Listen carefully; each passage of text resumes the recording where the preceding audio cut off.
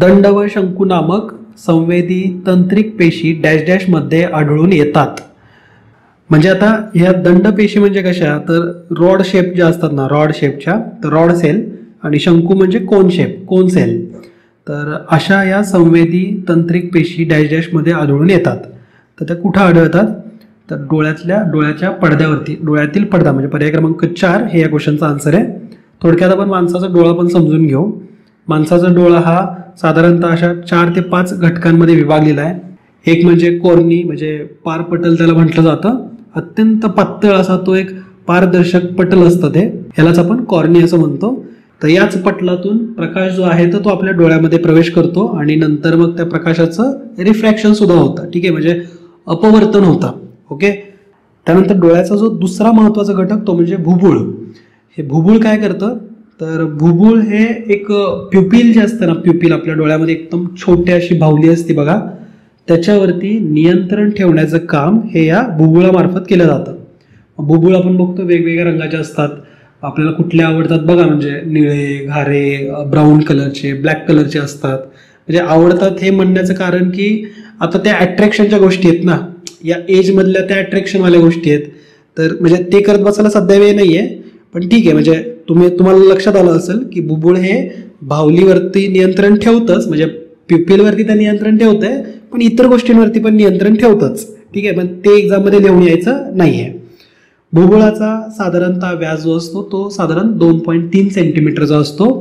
त्याचबरोबर तिसरा महत्वाचा डोळ्याचा घटक तो आहे डोळ्यातली बाहुली, म्हणजे आतमध्ये जे प्युपिल जे आहे ते. याचं काय काम असतं प्युपिलचं, तर ते लहान मोठं होत राहतं बघा. ते कशासाठी, तर ते प्रकाशावरती नियंत्रण ठेवतं. म्हणजे आपल्या डोळ्यामध्ये आतमध्ये प्रकाश किती पडू द्यायचा आहे किती नाही, त्याच्यावरती नियंत्रण ठेवण्याचं काम हे डोळ्याच्या बाहुलीच्या माध्यमातून, प्युपिलच्या माध्यमातून होतं. ठीक आहे. प्रकाश जास्त असेल तर बाहुली आकुंचन पावते. प्रकाश जर कमी असेल तर बाहुली थोडीशी मोठी होते, म्हणजे थोडीशी रुंदावते. ठीक आहे. जास्त जर प्रकाश असेल तर ती आकुंचन पावते, कमी रुंदीची होते. तर असं आहे. त्यानंतर चौथा महत्वाचा घटक तो म्हणजे भिंग, किंवा त्याला लेन्स म्हणा. ठीक आहे. आता हे लेन्स कुठं असतात, तर ते आपल्या बाहुलीच्या पाठीमागं असतात. भुबुळ म्हणजे प्युपिल जे आहे, प्युपिलच्या पाठीमागं पारदर्शक बायकॉन्व्हेक्स असतं. बायकॉन्व्हेक्स स्फटिकमय जो भाग असतो ते आपण लेन्सचा असतो. ठीक आहे. आणि डोळ्याचा 5वा महत्वाचा घटक आहे तो म्हणजे रेटिना. रेटिना खूप महत्वाचा घटक आहे. डोळ्यातील पडदा आपण त्याला डायरेक्टली म्हणतो, किंवा त्याला दृष्टीपटल असं म्हटलं जातं. दृष्टीपटल का महत्वाचं आहे, कारण याच्यावरतीच रियल आणि इन्व्हर्टेड प्रतिमा तयार होते. ठीक आहे. इन्व्हर्टेड म्हणजे उलटी, रियल म्हणजे खरी.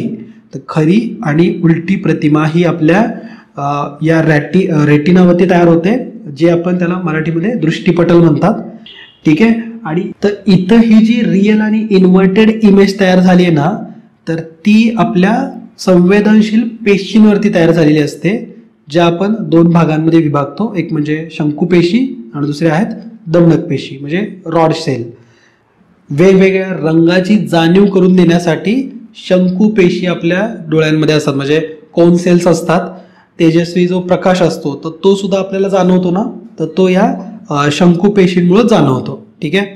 त्याचबरोबर आता अंधारात जर आपल्याला काही बघायचं असेल, म्हणजे जिथं कमी प्रकाश आहे, तर अंधारात आपल्याला या दंडक पेशीच्या माध्यमातून आपल्याला थोडंफार दिसतं. ठीक आहे. म्हणजे आपण जे अंधारात बघू शकतो तर त्याला कोणत्या पेशी कारणीभूत आहेत, तर दंडक पेशी. ठीक आहे. आणि आता तुम्हाला वाटेल ना की सर मग रात्री अंधारात आपल्याला कमी दिसतं, तर रात आंधळेपणा वगैरे जो होतो त्याच्यासाठी सुद्धा मग या दंडक पेशीच कारणीभूत असतील का हो, तर हो.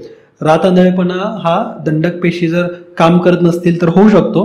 याच्या व्यतिरिक्त जे ऑलरेडी जे रंग अंध असतात ना, म्हणजे ज्यांना रंग अंधत्व आलेलं आहे, ज्यांना ऑलरेडी रंग दिसत नाहीत, अशांमध्ये एक मोठा प्रॉब्लेम होतो. तो काय, तर रंग अंधत्व असलेल्यांमध्ये दंडक पेशी पाझरतच नाहीत. म्हणजे त्या ज्या सेल आहेत ना, तर त्या पडद्यावरती येतच नाहीत, त्या रॅटिनावरती येतच नाहीत, आणि त्याच्यामुळे मग रात्री त्यांना दिसतच नाही. ठीक आहे.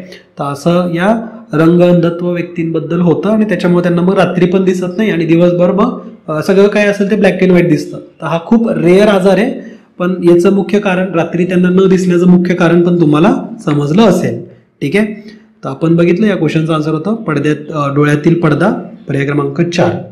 तर मित्रांनो, मला अपेक्षा आहे की या शॉर्ट लेक्चरच्या माध्यमातून एक तरी मुद्दा तुमचा क्लिअर झाला असेल. एक्झाममध्ये तुम्हाला 1-2 मार्क जास्त पडण्यासाठी नक्कीच हेल्प होईल. असेच इंटरेस्टिंग लेक्चर्स तुम्ही आमच्या विजन स्टडी ॲपच्या माध्यमातून बघू शकता.